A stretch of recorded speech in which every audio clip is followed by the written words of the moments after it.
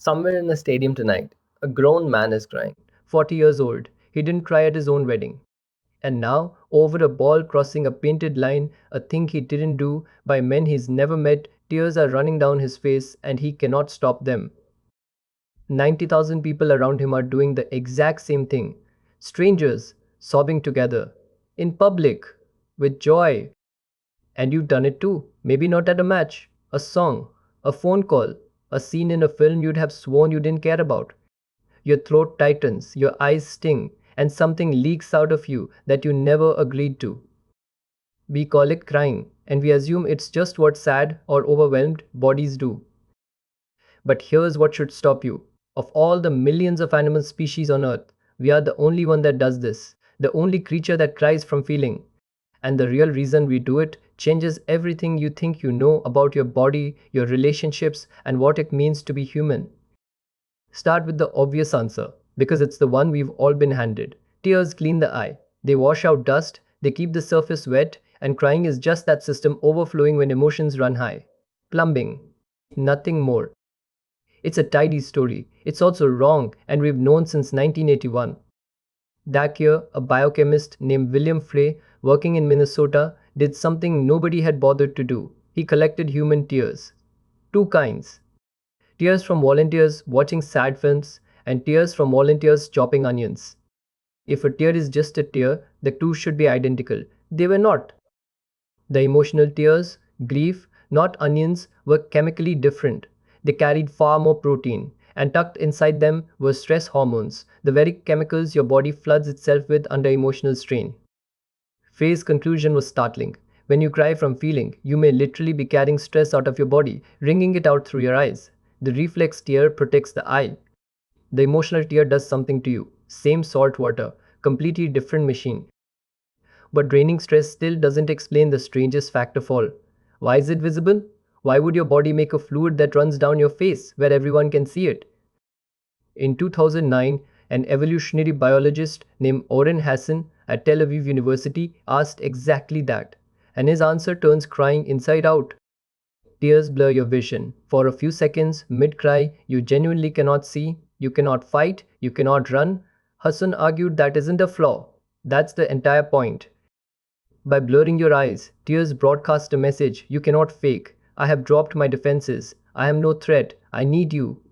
It's a signal of vulnerability so costly you can't bluff it. And that honesty is exactly what pulls other people in close instead of driving them away.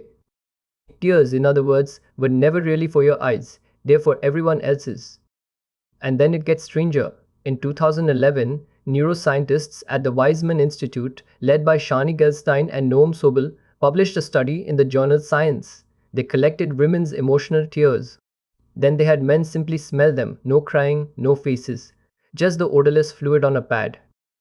The men couldn't consciously detect a thing, but their bodies could. Smelling the tears measurably lowered their testosterone. Their arousal dropped.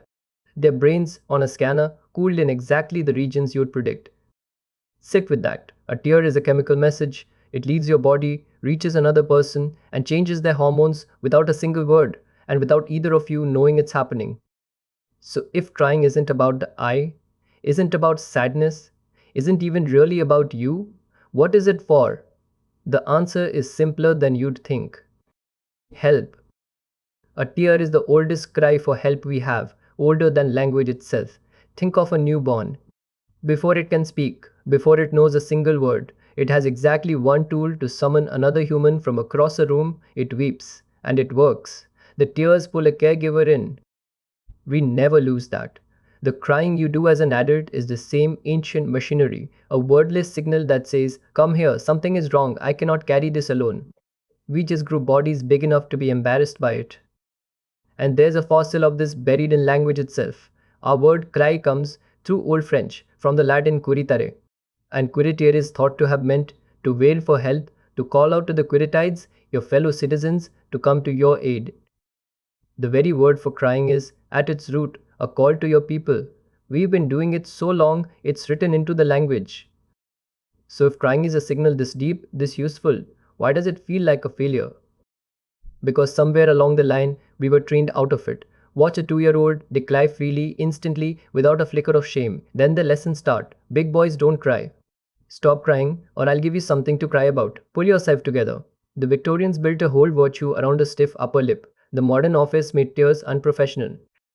By adulthood, most of us, men especially, have spent years building a dam against the one signal evolution designed to bring people running. We swallow it, we apologize for it, we leave the room. And here's the cost. Some people lose the ability entirely. Severe depression can flatten it. They describe wanting to cry and finding that nothing comes. Certain antidepressants do the same, leaving people dry eyed and strangely numb. And a lifetime of suppression can simply wall it off for good. You'd think not crying would feel like strength. It doesn't.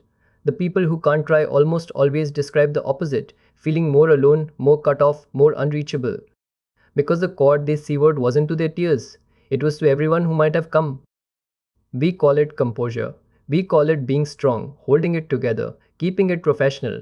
But what if it isn't strength at all? What if it's a body trying to send the oldest signal it has into a world that taught it? No one is coming. Somewhere in a stadium tonight, a grown man is crying, 40 years old, over a boy crossing a painted line with 90,000 strangers sobbing beside him. And now you know what's really happening. That isn't weakness leaking out of him.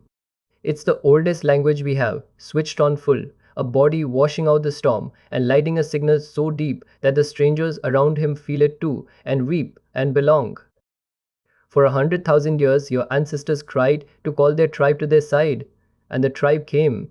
The tears were never the breakdown, they were the call. So the next time your eyes sting, and you fight it and swallow it and look away, maybe ask yourself one thing: who were you about to call?